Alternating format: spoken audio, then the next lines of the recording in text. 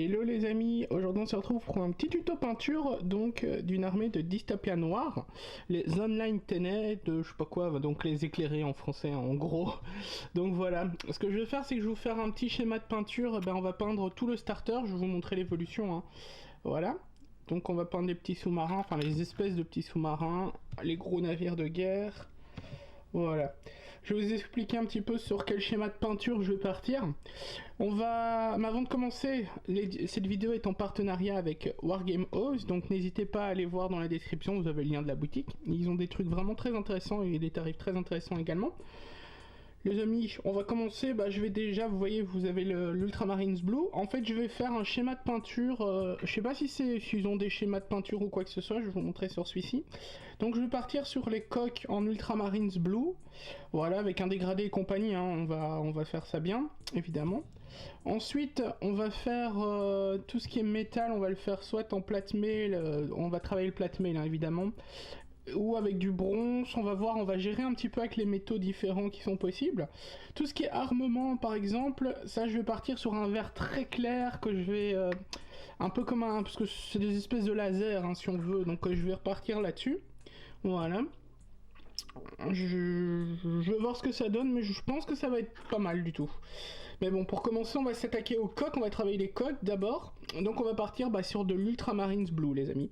Comme je vous l'ai dit, Warhouse Game dans la description, n'hésitez pas à aller faire un petit tour. On les remercie. Bon, vous voyez l'autre armée derrière, elle n'est pas encore sous couchée, mais je vais la peindre également.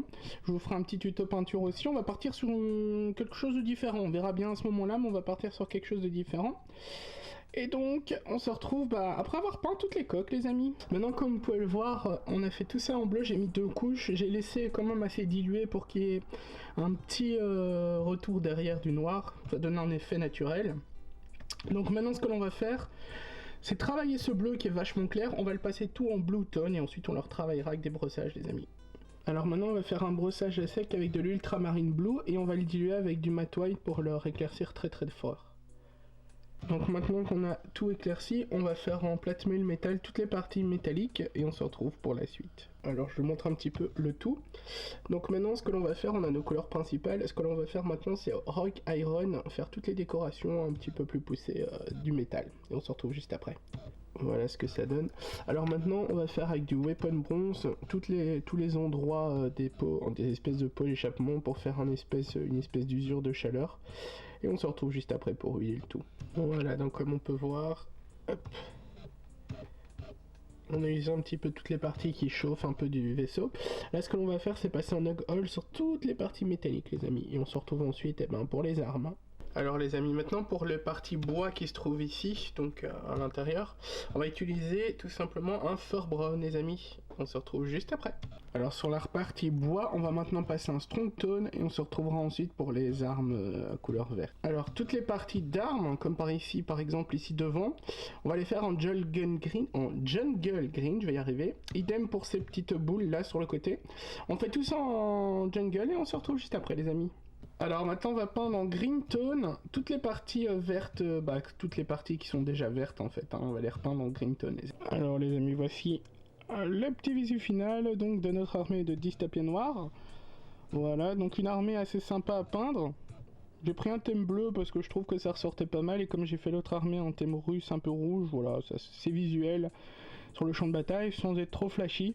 Peut-être qu'en vidéo ça va rendre flashy mais en réalité ça rend pas aussi flashy en réalité parce qu'ici à l'écran je vois que c'est assez flash. Donc voilà.